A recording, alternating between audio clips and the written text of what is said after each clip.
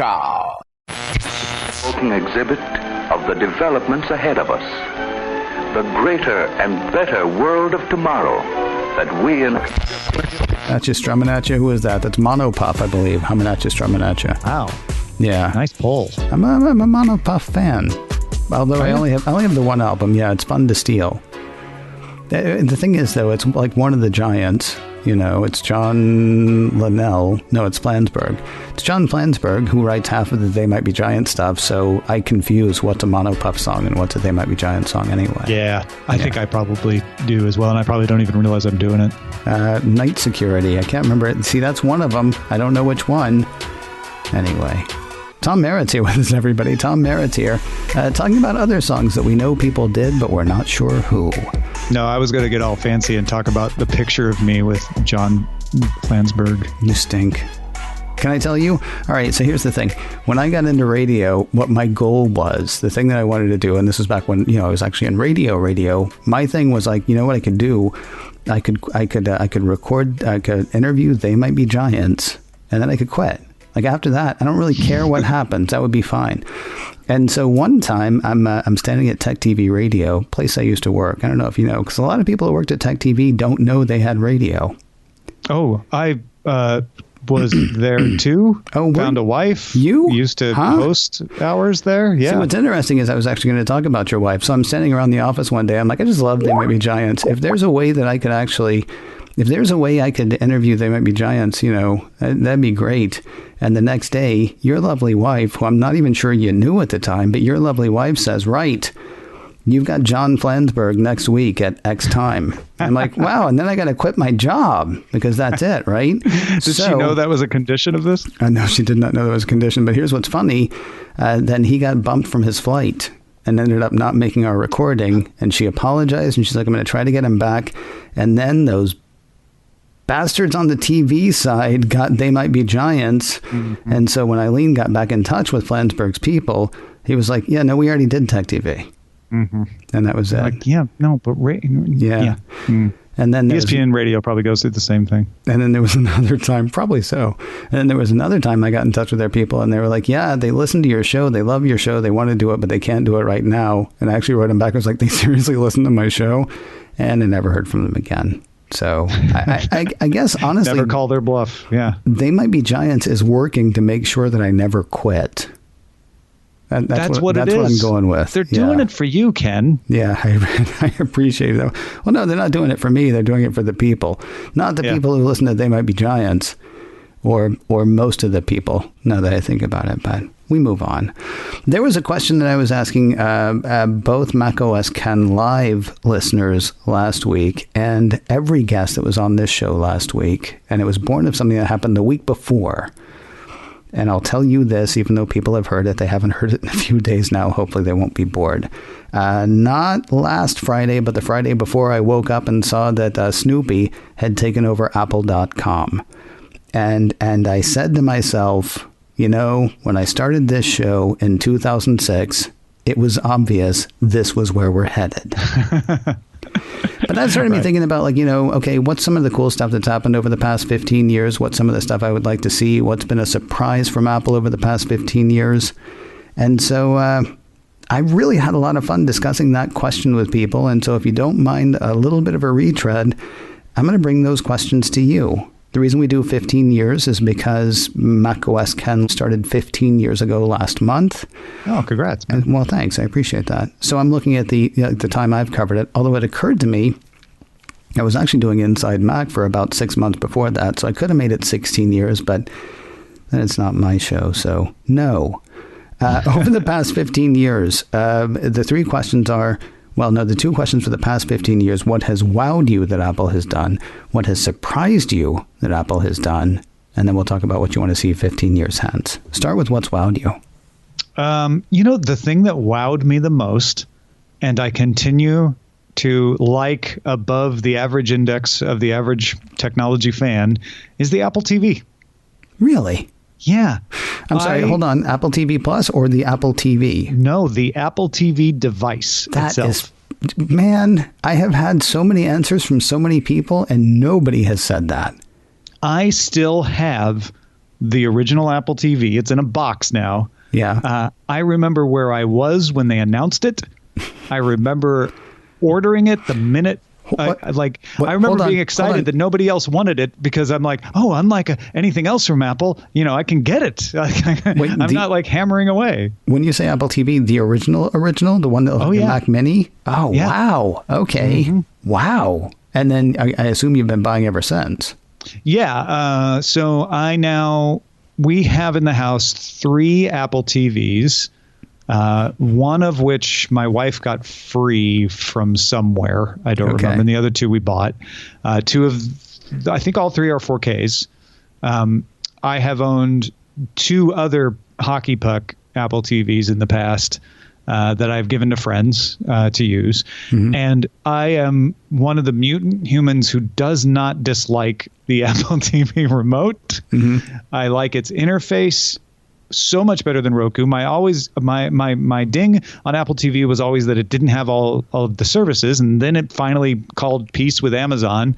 Now all of them pretty much have all the services, and in fact, the ones like Fire TV having a fight with Peacock and all that stuff didn't affect Apple TV. So really, my only complaints about the Apple TV right now are that not everybody participates in the Apple TV app. So like my Netflix stuff doesn't get tracked right alongside Hulu and HBO stuff and all that. But I was wowed by it when they announced it. I've loved it every step of the way. If I am a fanboy of anything, it's the Apple TV. The only thing that bothers me about the Apple TV remote is there doesn't seem to be one unified language for how everybody's going to do their apps. And I understand, you want to justify your being there, right? And so you come up with a way to do a thing. The problem is if I go from the CBS All Access app, or if I go, over to something else, then all of a sudden, no, it's a swipe up instead of a swipe down to get that, and then go left and wherever, and I'm getting stuck.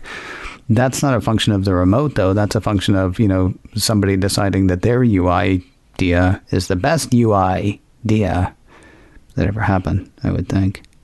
Talk to me about what surprised you. The Apple Watch has surprised me. I did not like the Apple Watch. I bought the first one. Mm-hmm. I wore it for a month, and then I gave it to my producer of Daily Tech News Show at the time, Jenny Josephson. She wore it for a month, and then we gave it away at Nerdtacular to a guy in New Zealand who I think still has it. I thought, not for me. Maybe it's for others, but it's just a big notification device, and I turn off notifications, so I don't need a watch. Mm-hmm. A couple of years later, I decided to try it again, and now I love it because it's a health device. It's a fitness device. And I was so surprised by that. I really did not think the Apple Watch was gonna catch on. I thought it would be a niche device, if anything. And Apple has made a huge success out of it. It is the dominant wearable in a market of wearables. I think wearables in general have kind of surprised me. That has taken off as well. It's interesting because August Trometer, when Tim Cook announced the Apple Watch, he talked about the fact that Tim Cook was standing there and he was holding his arms up in the air in victory, and August was not sure that, there was any victory there because nobody wore a watch anymore because we all, check our phone to see what time it is because we all always have our phone on us. And now I know August is on his 3rd watch at this point. I want to say he's up to the Series 5 or something. When you got back in, what series was that? Series 3, Series 4? Series 3. That was the one with the red crown, right? Well, if you had the cellular, then yes. Yeah, and I did. Okay. Because that was the thing that made me try it again. Was like, all right, now I don't have to rely on having my phone with me. Let's see if that makes a difference. And in fact, it didn't. That wasn't the thing that made me love it. It was, I can track my fitness. I can keep some health statistics. It was mostly the tracking running and steps and all that. Mm-hmm. So talk to me 15 years hence, and I didn't really give you a parameter on this. It's not necessarily what you think they're going to do. It could also just be what you would like to see them do, or if you want to answer both, feel free. I want, in 15 years, Apple to be a service that makes the platform irrelevant, the way Windows made DOS irrelevant. There have been lots of attempts over the years, some work, some don't, to say there were people like, the web browser is going to make it so you don't care what OS you're on. That's kind of become true-ish, but not as much as people thought. I would like to see Apple services mean that it doesn't matter what device you're using, you'll want to use Apple services. And Apple devices will be what Apple considers the flagship way to experience their services, but that's just if you really, really love them. I would like to see Apple become a cloud company in the truest sense of the word, and that their services are what everybody thinks, and you buy the devices or get the car or the AR headset or whatever because it just gives you the best experience. But that if you're not using an Apple device, you don't feel like it's a kludge to have to listen to Apple Music or use iCloud or whatever. All right, forgive me because I told you could answer it however you want to, but now I'm going to parse that a bit. Is that something that you see happening, or something that you would just like to see happening? Because that is something I would like to see happen. Okay, because so much of what Apple talks about is things like the secure enclave and the machine learning on device and things like that. It's kind of hard for me to imagine. And I love that, by the way. I love when people say, 15 years from now, I'd like to see this. And I'm like, wow, I can't imagine that, because then I get to try to imagine it. I mean, can you really see Apple, not just because if they want to, protect the hardware revenue, but can you see them saying, well, it's health records, but I'm sure that, Redmi phone is fine? No. But I can see them developing services that make it irrelevant that you don't need the secure enclave to access them. Developing secure ways of doing things that aren't device dependent. Doing things on device is great, and I think that will continue to be a differentiator, like I said, where you get the best experience because, hey, this stuff can happen on device, so you get it faster, or you get more features, or whatever. But you're not left out if you want to use it a different way. Like you said, it's hard to imagine Apple going that far. I do think they're going to approach that because they do want to be a services company, and they are trying to pivot away from hardware being the dominant revenue generators. But they also just like to control the experience from tip to tail. So they generally only go cross-platform when they have to, when they're dragged kicking and screaming into Apple Music won't work if you don't have an Android version, and as soon as they can abandon Safari on Windows, they do. So I don't really expect that to change, but I wonder if market conditions will nudge them more and more towards what I'm talking about. Let's go one more way really quickly. What if the service includes the hardware?